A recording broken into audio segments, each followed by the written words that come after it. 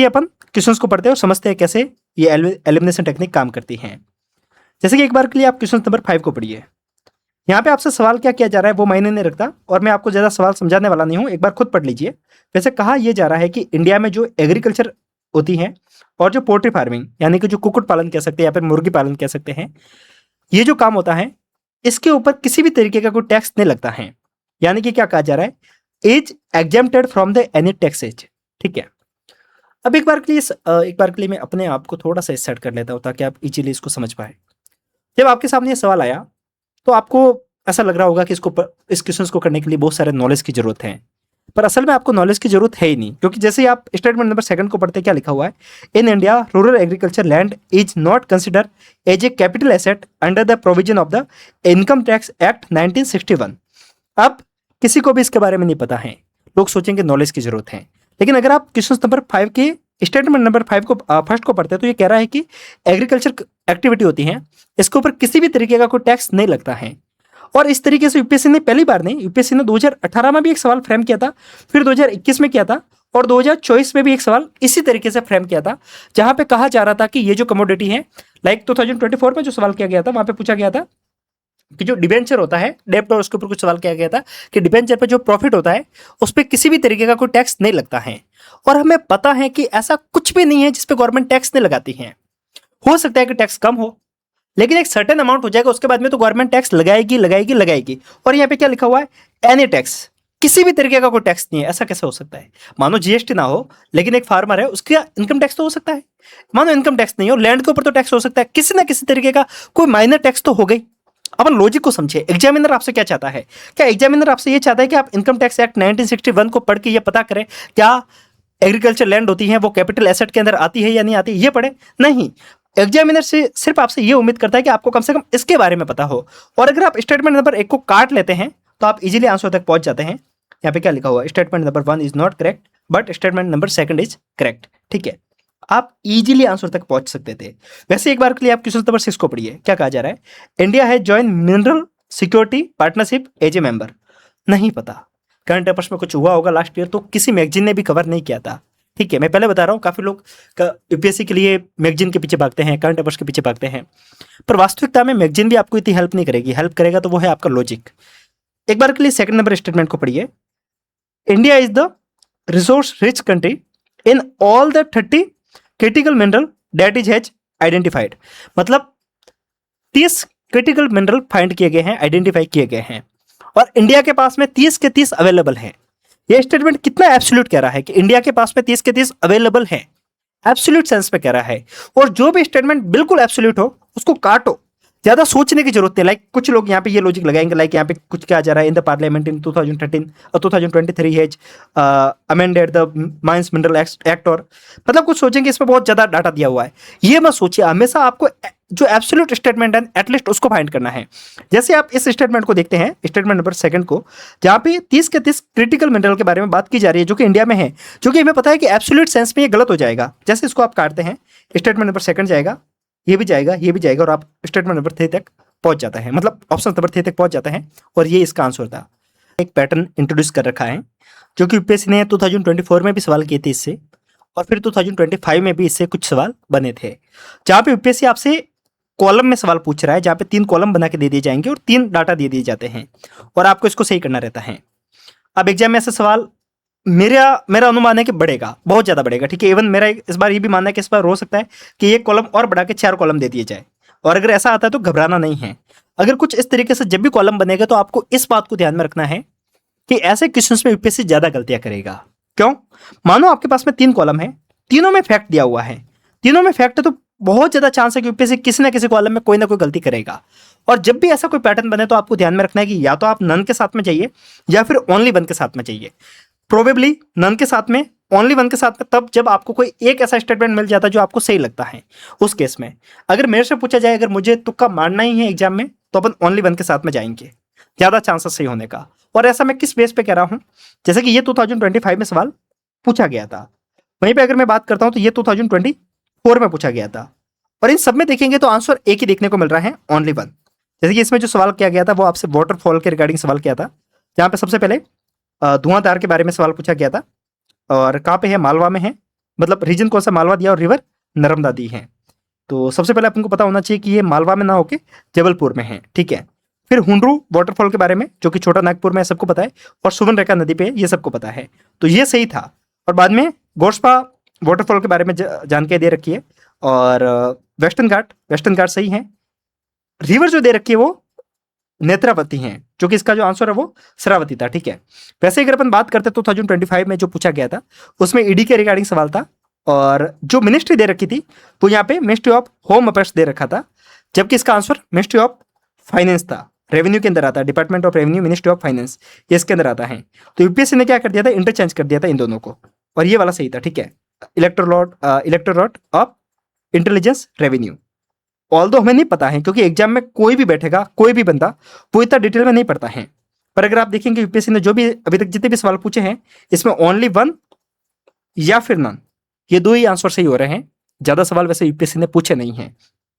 वैसे सही बताओ तो मैं ट्रिक्स के ऊपर ज्यादा भरोसा नहीं करता हूं, लेकिन एग्जाम में जब भी ऐसे सवाल बनेंगे तो हमारे पास में कुछ ना आए, उससे बेटर तुक्के मारने सही रहेंगे, ठीक है। आप बोलेंगे तुक्के क्यों मारने हैं, इतना जरूरी क्या है।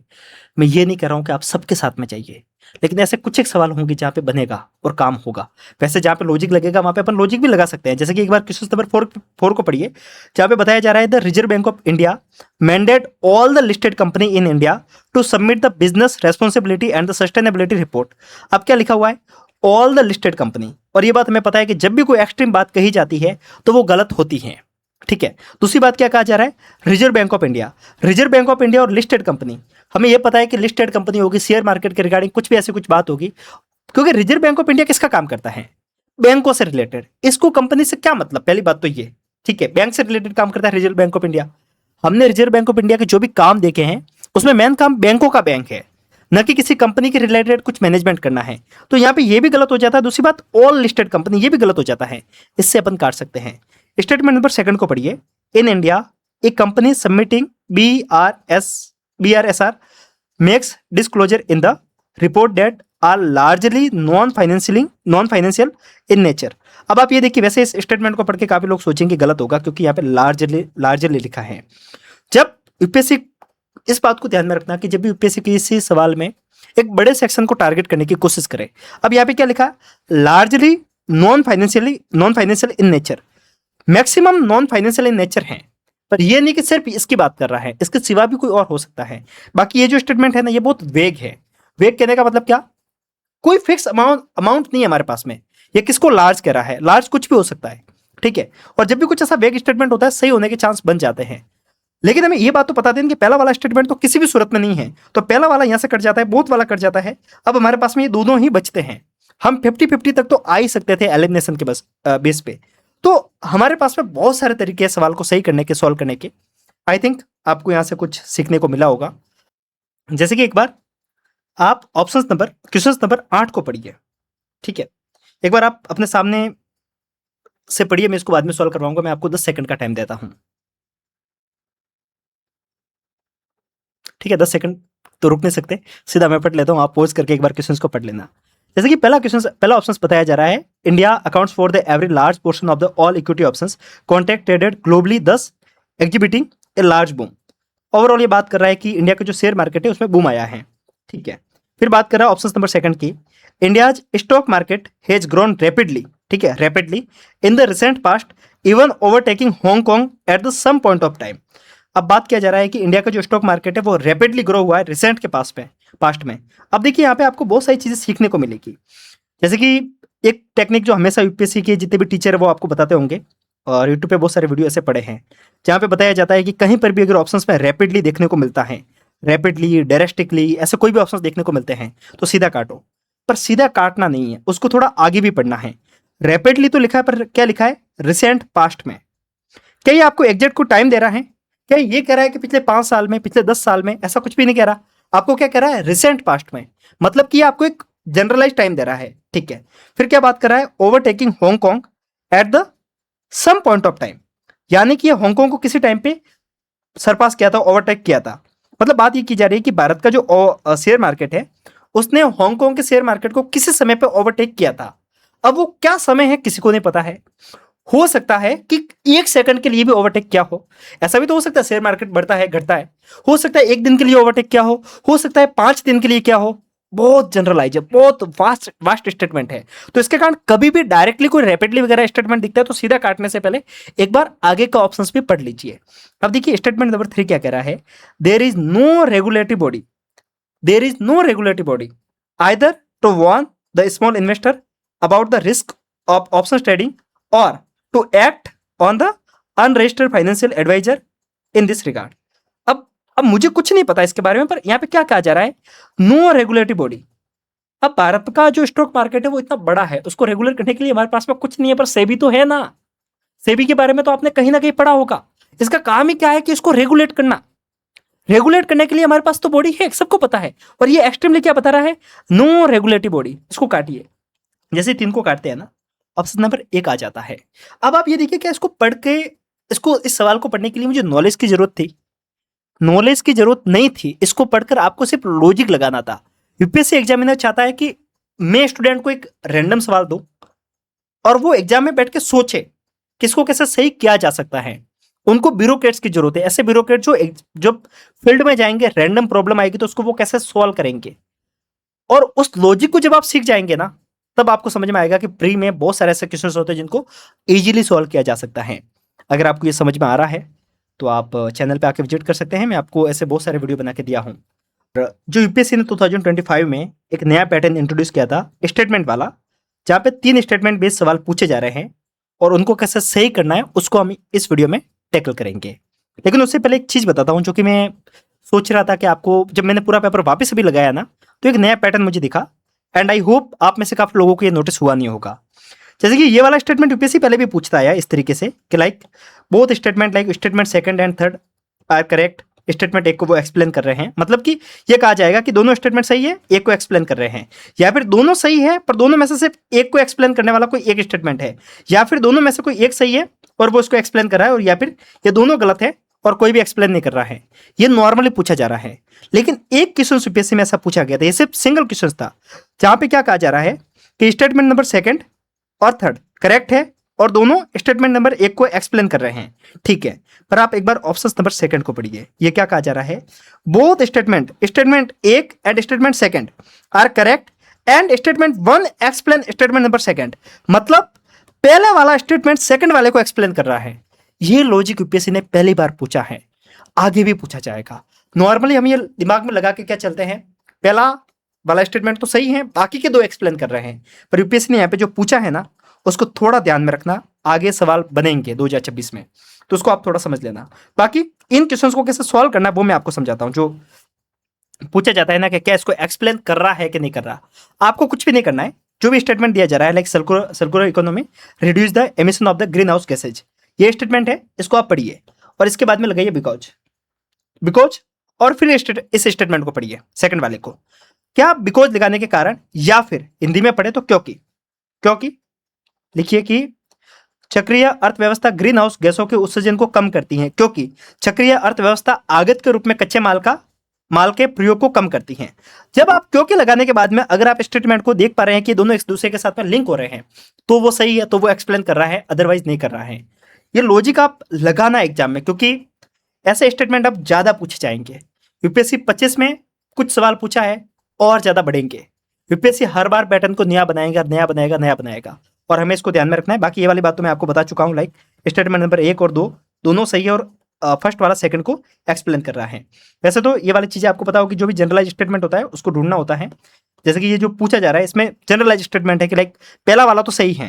लाइक अगर इस टाइप का सवाल आ गया ना तो गजब बढ़ने वाले हैं, क्योंकि यहाँ पे आपको ये पता होना चाहिए कि तीनों के तीनों सही हैं।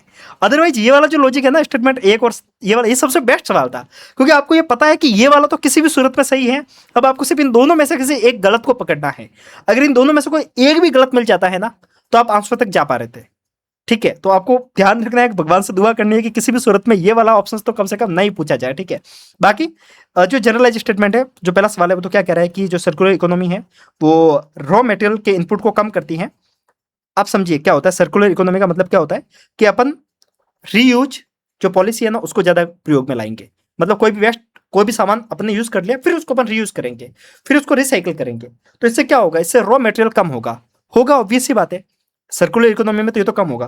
पर क्या ये ग्रीन हाउस गैस को, एमिशन को कम करने में कुछ काम करेगा? हाँ, क्योंकि जब रॉ मटेरियल कम लगेगा, अगर कोई सामान कम लगेगा, जब रॉ मटेरियल कम होता है तो ऑब्वियस सी बात है ग्रीन हाउस गैस कम कैसे होगी? क्योंकि जितना ज्यादा रॉ मटेरियल होगा उतना ज्यादा CO2 का एमिशन ज्यादा होगा।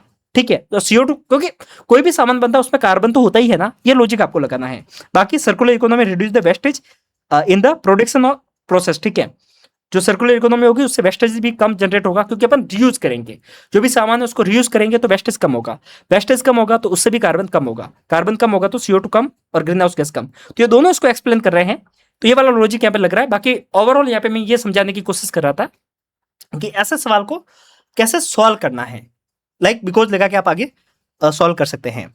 आई नो मेरी स्पीड थोड़ी ज़्यादा है क्योंकि टाइम नहीं है। ठीक है, सवाल बहुत ज़्यादा करने हैं, पूरा पेपर सॉल्व करवाना है, मुझे खुद को भी पढ़ना है, और सीरीज अच्छी लग रही है फिर भी आप लाइक नहीं कर रहे हो। आपको क्या करो, मतलब बहुत गुस्सा आ रहा है मुझे आपके ऊपर, क्योंकि आप कमेंट नहीं कर रहे, लाइक नहीं कर रहे, सब्सक्राइब नहीं कर रहे। तो थोड़ा तो बनता ही है मेरा भी, क्योंकि बाकी लोग जो पैसा देके ये सब कुछ करवा रहे हैं आप उनको ज्वाइन कर रहे हो।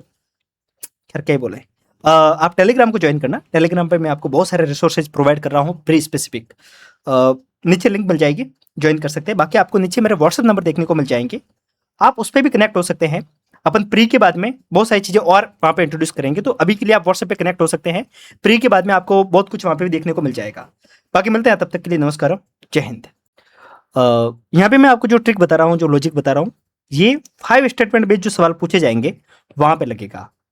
यूपीएससी कई बार ऐसा सवाल पूछा है, और ये मैं आपको कम से कम 20 बार बताया होगा, कम से कम 20 बार, 20 से ज़्यादा ही है, कम तो नहीं होगा, क्योंकि मैंने आपको हर बार लाइक 18 से लेकर मैंने 24 तक के पेपर मैंने आपको सॉल्व करवाए हैं, और हर एक एग्जाम में कम से कम 3 सवाल इससे पूछे गए हैं। अगर किसी क्वेश्चन में 7 ऑप्शंस पूछे जाते हैं तो 7 में से 5 सही होंगे, और 5 ऑप्शंस पूछे जाते हैं तो 5 में से 3 सही होंगे, 6 पूछे जाते हैं तो 6 में से 4 सही होंगे। ध्यान रखना है इसको, ये सिर्फ जो भी 4 से ऊपर ऑप्शंस पूछे जाएंगे वहीं पे लगेगा। ऐसा नहीं कि आप बोलोगे 4 में से 3 और 3 में से 2, या नहीं, इसको मत लगाना, बस यहाँ पे ध्यान रखना। भाई स्पेस पे सवाल देखिए, ये 2025 का सवाल है, 21वां नंबर का। ये देखिए कितने ऑप्शन है, 6 हैं। कुछ मत कीजिए, सीधा तुक्का मार लीजिए, ओनली 4 पे। ऐसे यूपीएससी ने 25 में 4 सवाल पूछे थे, 4 में से 3 पे लग रहा है, सिर्फ 1 पे नहीं लग रहा है।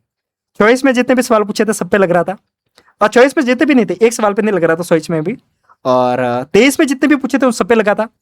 18 नहीं, मैंने 20 का जो पेपर सॉल्व करवाया था, 20 में करीब इस तरीके से करीब 8 सवाल पूछे थे, 8 में से 8 पे लग रहा था।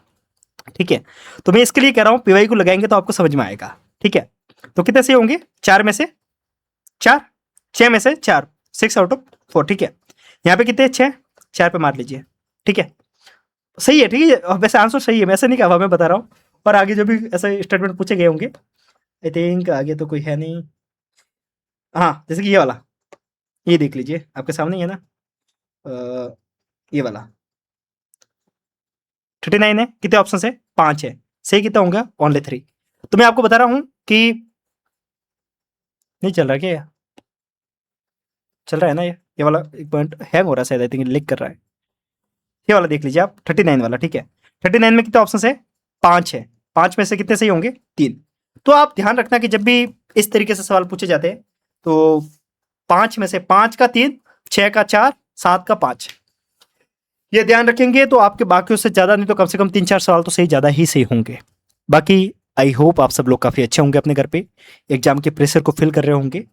और अगर आपको ये सीरीज अच्छी लगती है तो लाइक और कमेंट करके बताइए, और प्लेलिस्ट को विजिट कीजिए, मैंने 32 वीडियो बना के दिए हैं। ध्यान रखना, इन सबको अगर आप देख लेंगे ना, तो मैं आपको ज़्यादा नहीं कह रहा हूँ, एग्जाम में कम से कम आप 20 सवाल ज़्यादा सही करके आएंगे, कम से कम, और फ्री में मिल रहा है तो देख लीजिए।